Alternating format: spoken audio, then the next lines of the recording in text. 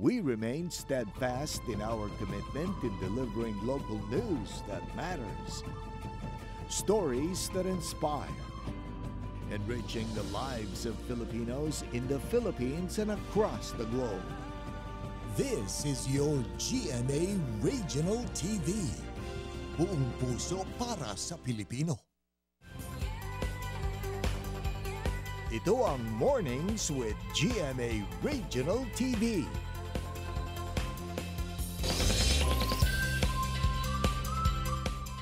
Magandang umaga, ito ang Mornings with GMA Regional TV. Hatid namin ang mahalagang lokal na balita mula sa Luzon. Good morning, Joanne. Marami ang nagulat at ginulat ng bagyong Goring dahil sa pabugso-bugsong malakas na buhos ng ulan mula pa kaninang madaling araw. Kaya siguro ang gagawin natin ngayong umaga ay aalamin natin ang latest na saan ba yung bagyo. At take note, meron pa pong isang bagyo na binabantayan tayo dito sa napapasok ng Philippine Area of Responsibility. Joanne. Kailangan natin maging updated, Chris, lalo ngayong araw ay pagbubukas ng klase. May live report rin tayo mamaya kaugnay sa mga sitwasyon ng mga paaralan dito sa Pangasinan at sa iba pang rehiyon. Yan, mga dapat nilang tutukan ngayong umaga ng Martes. Samantala, narito muna ang mga unang balita.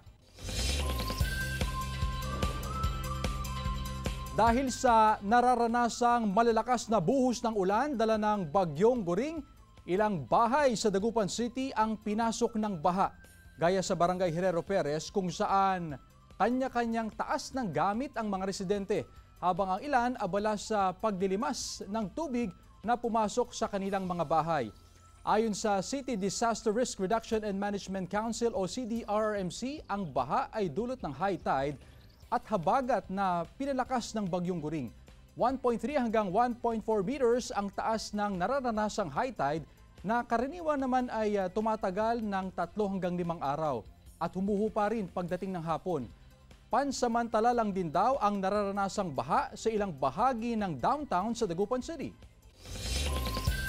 Binahana ang ilang bahagi ng Barangay Lasip sa Calasiao, Pangasinan dahil sa malalakas na buhos ng ulan na dala ng bagyong Goring. Ang mga motorista dahan-dahan para hindi mapasok ng tubig ang makina ng kanilang sasakyan sa Barangay Talibao.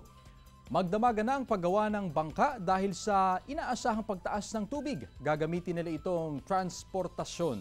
Ayon kasi sa Provincial Disaster Risk Reduction and Management Office ng Pangasinan, dapat nang maghanda ang mga nakatira malapit sa Marusay River at Sinukalan River na unti-unti nang tumataas ang antas ng tubig. Naka-red alert status na ngayon ang PDRRMO habang naka-preposition na ang mga rescue equipment at vehicles sakaling kailanganin. Handa na rin ang mga evacuation center.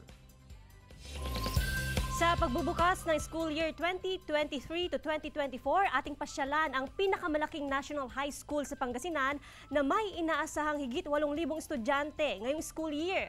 Mula sa Mangaldan National High School, may live report si Russell Simorio. Russell. Good morning, Joanna. Ngayong unang araw sana ng pagbabalik eskwela ng mga estudyante dito sa Mangaldan National High School pero hindi ito natuloy dahil pasado alas 6 kaninang umaga nang maglabas ng executive order ang kanilang alkalde na suspindido ang klase mula kinder hanggang high school. Kaya kanina naabutan natin yung ilang estudyante na excited at bihis na bihis mula sa kanilang suot na black shoes hanggang sa kanilang mga uniform. Maaga na raw silang nagtungo dito sa Mangaldan National High School pero late na nilang nalaman ang suspensyon ng klase kaya wala silang nagawa kundi umuwi na lang. Pero sakali man, Joanna, matuloy ito nga ang klase bukas, August 30, handang-handa naman dito ang pamunuan ng Mangaldan National High School. Handa yung mga classroom dahil naisa-ilalim yan sa Brigada Eskwela, nalinis lahat. Handa rin yung mga teachers na i-accommodate ang kanilang mga estudyante. Batay sa latest data mula sa Mangaldan National High School, as of now, umabot na sa mahigit 8,000 ang bilang ng kanilang mga estudyante. Pero inaasahan nila na maraming hahabol na mga late enrollees simula bukas hanggang sa mga susunod na araw. Pero ready naman ang pamunuan ng paaralan na i-accommodate sila. At ngayong umaga, mga kapuso, makakasama natin ang kanilang principal na si Sir Eduardo Castillo. Sir, good morning po at welcome sa Mornings with GMA Regional TV, sir. Yes, good morning Russell at magandang umaga po sa lahat. Okay. Okay, sir, kumusta po ang sitwasyon po natin dito sa Mangaldan National High School ngayong suspendido po ang klase? Well, yun na nga, excited na po sana lahat na pumasok pero gawa nga po ng suspensyon ng klase ay wala tayong magawa kung hindi pauwiin ang mga naunang dumating na mga estudyante. Pero sa ngayon, yung mga guro ay nananatili pa rin po dito sa paaralan at pinagpapatuloy pa rin po nila yung mga dapat pa nilang ayusin na hindi po natapos hanggang kahapon. Na-meet po ba natin, sir, yung target na enrollees po natin dito sa Mangaldan National High School ngayong school year 2023-2024 or medyo kinulang po tayo sa mga estudyante? Medyo kinulang pa rin po tayo sa Russell pero konti na lamang po yung mga hindi po nagpatala kaya posible pa rin po na bukas kung hindi na po masuspindi ulit ang klase ay mai-enroll po rin po natin yung mga late enrollees po natin. Pero sa ngayon, 97% na po yung enrollment po natin at yun na lang, konting-kunti na lang po yung inaasahan natin na magpapatala pa po sa mga susunod na araw. Sir, may mga nagtatanong din po, sir, yung uniform na suot po ng mga estudyante, required po ba, mandatory po ba na magsuot ng uniform yung ating mga estudyante, sir? Well, pinapatupad pa rin po natin na hindi required po ang pagsusuot ng uniform pero hindi po natin sila pinipigilan kung gusto nilang magsuot ng kanilang mga uniform, mga dati na po nilang mga uniform. Diyan, alam mo, nagkausap na kami ni Principal kanina at nabanggit niya na possible din na magpatupad ng cross-teaching. Ito yung mga teachers mula sa junior high school ay kukuha ng load o magtuturo na rin sa senior high school. Sir, paki-explain nga po sa amin, sir, paano po itong cross-teaching at bakit po ito possible na gawin dito sa Mangaldan National High School, sir? Gawa nga po ng kulang pa rin po tayo ng mga guro sa senior high school at nasa maximum loads, teaching loads po sila. Kaya posible na humugot tayo mula sa mga junior high school teachers na kokonti po yung kanilang mga teaching loads. Para sa ganon ay hindi naman po mahirapan ang ating mga senior high school teachers. So sir, bukas all systems go po tayo. Kumusta yung security dito sa Mangaldan National High School, sir? Masasabi ko, handang-handa na po ang Mangaldan National High School sa pagbubukas ng klase para sa panuroang taong 2023-2024. Ito po ay pinaghandaan during Brigada Eskwela at nagkaroon pa nga po ng extension ng Brigada Eskwela rito para masiguro natin na kahit sa kaliit-liitang detalye ng paghahanda ay handang-handa ang ating paaralan. Bukas, sir, ano pong aasahan po natin na magbabalik eskwela po ang ating mga estudyante lalo't hindi po siya natuloy ngayong araw, sir? Aasahan po natin na papasok po ang mahigit 8,000 na mga estudyante ng Mangaldan National High School bukas at sa ngayon masasabi ko na excited po talaga lahat pati ang mga kaguruhan po natin bukas. Okay. Maraming salamat, Sir Joan. Nakasama natin si Sir Eduardo Castillo, ang principal ng Mangaldan National High School. Ayon naman sa DepEd Region 1, Joan, umabot na sa mahigit 900,000 ang bilang ng kanilang mga estudyante pero inaasahan pa na makakamit nila yung target na 1.3 million na estudyante sa buong Rehiyon 1 lalo't magpapatuloy pa rin yung enrollment kahit opening na ng classes. Lalo't inaasahan nila na maraming hahabol o yung mga late enrollees na tinatawag. At yan muna latest mula rito sa Mangaldan National High School. Balik sa iyo, Joan. Maraming salamat, Russell Simorio. Pinag-aaralan na ng lokal na gobyerno ang pagdedeklara ng state of calamity sa bayan ng Narvacan sa Ilocos Sur. Ito ay dahil sa laki ng pinsalang iniwan ng Bagyong Goring sa mga ari-arian at taniman sa lugar. Gaya na lang ng bahay na ito sa Barangay San Pedro kung saan walang magawa ang may-ari ng bahay at mga residente kung hindi panoorin na lang habang nilalamon ng ilog ang konkretong istruktura. Ilang residente na rin sa lugar ang nag-alsabalutan sa takot na sumunod ang kanilang mga bahay sa lamunin ng ilog. Kaya panawagan nila na magkaroon ng slope protection o flood control ang ilog. Sa pagsusuri ng LGU, 11 bahay ang anumang oras ay maaari ng gumuho na idineklarang totally damaged. Inaalam pa ngayon ang laki ng pinsala ng Bagyong Goring sa mga pananim at ari-arian sa Narvacan.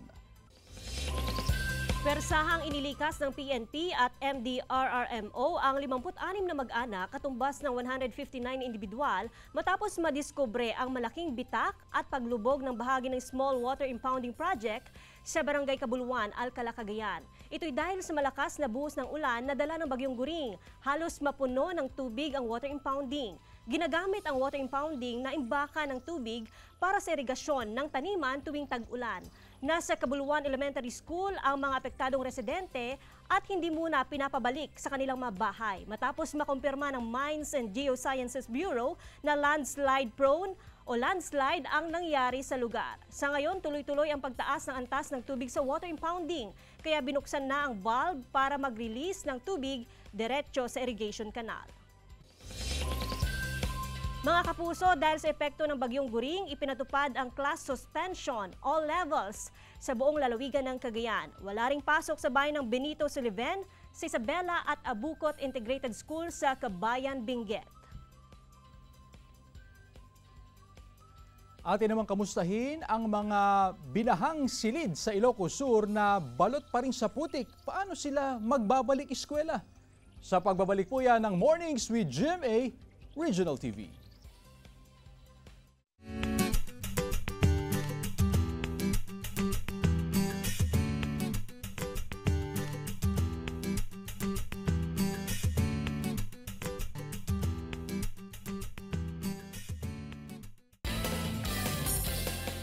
Ito ang Mornings with GMA Regional TV.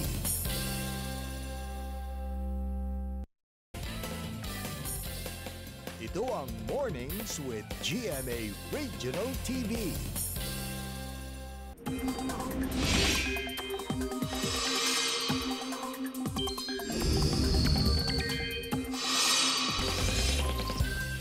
Bagyong Guring namataan 220 kilometers silangan ng Apari, Cagayan. Tutukan yan sa report. Mga kapuso, nagsimula ng magbago ng tinatahak na direksyon ang Typhoon Guring. Namataan ng pag-asa ang mata ng bagyo 220 kilometers silangan ng Apari, Cagayan. Taglay nito ang lakas na hangin na aabot sa 155 kilometers per hour. Nakataas ngayon ang Tropical Cyclone Wind Signal number 3 sa northeastern portion ng Babuyan Islands ayon sa pag-asa. Aasahan na ang napakasungit na panahon sa nasabing lugar. Signal number 2 naman sa Batanes, nalalabing bahagi ng Babuyan Islands at sa mga bayan ng Santa Ana at Gonzaga sa Cagayan. Samantala, wind signal number 1 sa northern at eastern portion ng mainland Cagayan, eastern portion ng Isabela, northern portion ng Apayao at northern portion ng Ilocos Norte. Maghanda sa malalakas na ulan na may pabugsong ng hangin sa mga susunod na oras. Base sa forecast track ng pag-asa, bukas posibleng dumaan malapit o maglandfall sa Batanes ang Bagyong Guring. May posibilidad din na muli itong lumakas bilang super typhoon bago lumabas ang ating Philippine Area of Responsibility bukas ng gabi o Huwebes ng umaga. Patuloy namang lumalakas ang isa pang bagyo sa Pacific Ocean. Isa na itong tropical storm at may international name na Haiku. Namataan yan 1,885 kilometers silangan ng Northern Luzon. Base sa wind forecast ng Metro Weather, papasok na rin bukas sa ating Philippine Area of Responsibility ang nasabing bagyo na tatawagin sa local name na Hana. Kahit Northern Luzon ang pinakaapektado ng bagyo, maganda pa rin ang iba pang bahagi ng bansa sa pag-ulang dulot ng hanging habagat na nahahatak at pinapalakas ng bagyo. Ayon sa pag-asa, umiiral ngayon ang habagat sa Central at Southern Luzon, Visayas at Mindanao. Magiging maalon at delikado sa maliliit na sasakyang pandagat ang pumalaot sa northern coast ng Ilocos Norte, mga dagat na sakop ng Cagayan Valley Region, Central Luzon, Quezon Province, Bicol Region. Maalon din sa dagat na sakop ng Metro Manila, Cavite, Batangas, Mimaropa Region, Visayas, Camiguin, Dinagat at western coast ng Surigao del Norte. Ngayong umaga, asahan na ang pag-uulan sa Northern Luzon, Mimaropa Region at sa ilang panig ng Central Luzon, Bicol, Visayas, Zamboanga Peninsula at Sulu Islands. Base sa rainfall forecast ng Metro Weather, posible ang heavy to intense rains sa ilang lugar kaya dapat maging alerto mula sa banta ng baha o landslide. Pagsapit ng hapon, uulanin din ang ilang pang bahagi ng bansa. Chris Zuniga para sa Mornings with GMA Regional TV. Umani ng positibong reaksyon sa mga netizen ang video ng grupo ng mga dolphin na tila naglalaro sa karagatang sakop ng Tabaco City. Ayon sa uploader na si Lorenzo, galing siya sa Catanduanes ng araw na maswerteng nakuhanan niya ng video ang naturang mga dolphin. Maging ang mga otoridad sa Albay, ikinatuwa rin ang kakaibang experience na ito ng mga Roro passengers sa probinsya. Indikasyon daw ito na mayaman pa ang karagatan kung saan marami pa ang nakukuhang pagkain ng naturang mga dolphin. Umaasa naman ang mga otoridad na mas marami pang dolphin o mga butanding ang makikita sa lugar. Kaya panawagan ng mga ito sa publiko na pangalagaan ang karagatan para maprotektahan din ang mga marine life na nakatira rito. Ating alamin ang sitwasyon sa isang elementary school sa Ilocos Sur na binaha dahil sa magkasunod na bagyong Egay at Guring. Yan ang tinutukan live ni Ivy Hernando. Ivy? Chris, humupa na ang baha dito sa Pantay Tamurong Elementary School ng Kawayan, Ilocos Sur matapos ang ilang araw na pag-ulan dala ng bagyong Guring. Wala nang araw pahinga ang mga guro ng Pantay Tamurong Elementary School sa halos isang buwang paglilinis dahil sa baha at putik na iniwan ng bagyong Egay. Heto't baha ang muling sumalubong sa kanila dahil sa bagyong Guring. Napasugod pa sa eskwelahan ang ilang guro sa kasagsagan ng ulan para maisalba mga natirang gamit. Umabot kasi sa loob ng ilang silid-aralan ang baha. Nakapagpalalala pa raw sa baha ang baradong drainage sa labas ng eskwelahan na hindi na raw na-maintain o nalinisan ng ilang taon. Unang plano ng pamunuan ng eskwelahan na modular classes sa mga bahay ngayong linggo at ibabalik ang face-to-face classes sa susunod na linggo. Pero sa paghupa ng baha at sa pagganda ng panahon, bagamat medyo makulimlim, muling inabisuhan ng mga magulang na papasukin na lang ang mga mag-aaral. Pinagbota ang mga mag-aaral at magkaklase na sila gamit ang mga na-produce na modules. Habang ang kanilang mga magulang tumutulong sa paglilinis sa pinsalang iniwan ng baha. Chris, kwento ng mga guro, limitado ang kanilang mga na-produce na modules dahil limitado rin yung available na printer na kanila lang din nakiram. Matatandaan na maraming gamit ang napinsala dito sa eskwelahan sa pagdaan ng bagyong Egay. Kabilang na lang yung mga printer, yung mga libro na nabaon sa putik at yung TV na inabot sa baha. Hiling ngayon ng mga guro, tulong o donasyon na mabigyan sila ng mga pangunahing gamit sa pagtuturo. Chris? Maraming salamat, Ivy Hernando.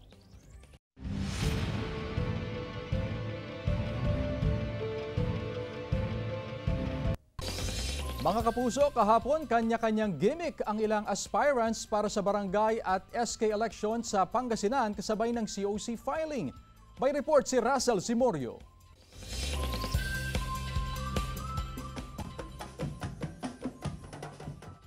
Maingay ang unang araw ng paghahain ng Certificate of Candidacy o COC sa Dagupan City para sa 2023 barangay at SK elections. Iba't ibang pakulo ang natunghayan. Sakay ng truck ang grupong ito at tumugtog gamit ang tambol saka pumarada. Ang bawat partido naman may iisang kulay na damit na pampaswerte raw. Barangay to determine kung ilan yung pinakamarami. Basta ang kabuuan po dito sa lungsod ng Dagupan, we are expecting around 2,000 to 2,500 aspirants na magpapile ng kanilang COC until the last day. Ayon sa COMELEC Pangasinan, inaasahang aabot sa 60,000 ang maghahain ng kandidatura sa probinsya. Ang bulk po niyan manggagaling sa Sangguniang Kabataan dahil sa SK Reform Law. Kaya nakiusap po kami sa ating counterpart sa PNP, sa AFP na samahan kami, dagdagan yung security. Nagsimula na ring magpatupad ng COMELEC checkpoint at gun ban.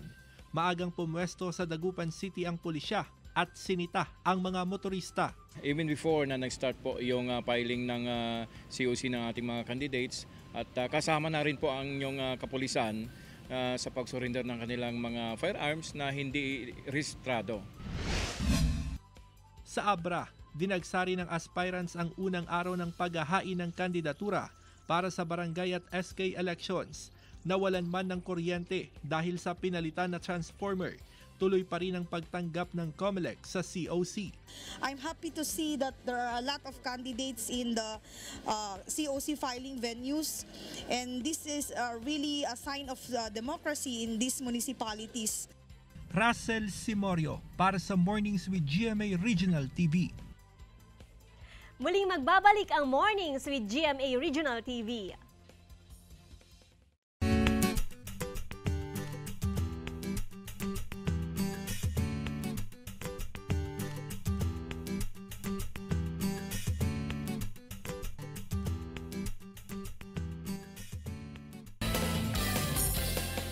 Ito ang Mornings with GMA Regional TV.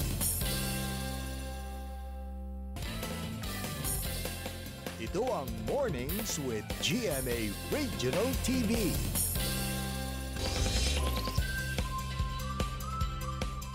Bahagi ng Balearic Islands sa Mallorca, Spain, hinambalos ng malakas na hangin at ulan.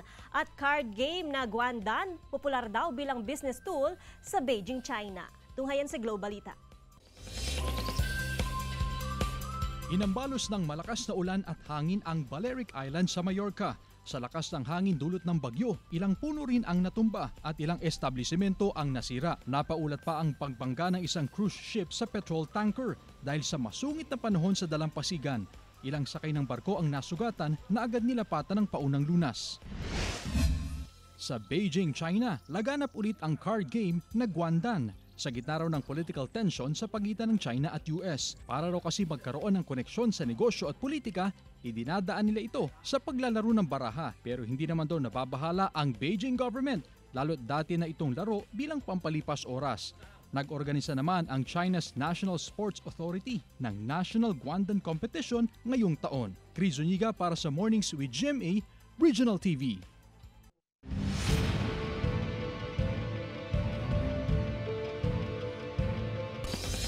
Seguridad sa nalalapit na eleksyon, prioridad ng Ilocos Norte Police at COMELEC.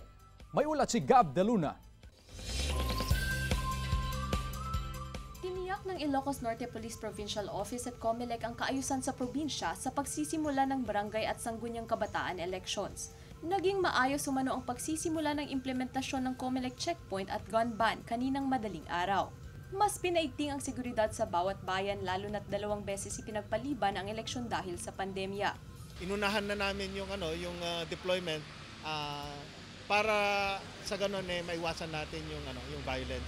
And mas maparami yung checkpoint operations natin at patrolling operations. 0 election-related incidents ang unang araw ng election period sa Ilocos Norte. Mula noong June 1, 2023, 143 firearms na ang isinurrender sa pulisya ng mga kakandidato sa eleksyon kabilang na rin ang kanilang supporters. Bukod sa baril, ipinaalala rin ng pulisya na bawal din ang bladed weapons, explosives, maging ang toy gun sa umiiral na gun ban. So kailangan ng kooperasyon ng lahat, especially mga kandidato at mga botante natin. Gav De Luna para sa Mornings with GMA Regional TV. Kasabay ng pagbubukas ng klase ngayong araw, magtatalaga ng enrollment booth at help desk ang Dagupan City National High School sa loob ng paaralan. Ipinaskil ang class list sa open gym at maging sa mga classroom para maiwasan ang pagkalito ng mga learner kung anong section at classroom sila papasok. Hindi pa raw kasi nakamit ng paaralan ang bilang ng enrollees noong nakarang school year, kaya inaasahan pa nilang may hahabol pa sa pagpapa-enroll ngayong araw. Katuwang naman daw ang PNP sa pagbubukas ng klase kung saan higit 600 police personnel ang idedeploy para magbigay seguridad sa mga paaralan sa lalawigan. Coaches ng The Voice Generations, unstoppable ang performance sa kanilang first episode at pagkain ng tamilok ni Bretman Rock sa Palawan, patok sa netizen. Narito ang report. Unstoppable. Ito ang naging bansag matapos ang pasabog na performance ng 4 na talented coaches na sina Chito Miranda, Billy Crawford, Julian San Jose at SB19 Sister. Ito ang kanilang opening number sa unang episode ng The Voice Generations noong linggo. Pasok naman sa Team Billy ang Forces, habang pambato ng Cagayan de Oro na vocal mix ay kumampi kay Coach Estel, habang ang Aliana Trio nakuha ng Jules Squad at ang sorority sa parokya ni Chito. Abangan ang number 1 singing battle sa Pilipinas, The Voice Generations, tuwing linggo ng gabi sa GMA. Trending naman sa social media nang magtungo sa Palawan ng Filipino-American beauty influencer na si Bretman Rock. Bukod sa pag-iikot sa pamosong White Sand Beach at pagpo-pose habang bumibili ng buko, may video rin si Bretman na pinapakilala ang exotic food mula Palawan na tamilok. Siyempre, tinikman din niya ito. Bukod sa promosyon nito sa ganda ng Pilipinas, aliw din sa kanyang video ang mga netizen. Joan Punsoy para sa Mornings with GMA Regional TV. Mga kapuso, gagawin naming mas inspiring ang inyong morning dahil oras na para sa ating #MorningFeels.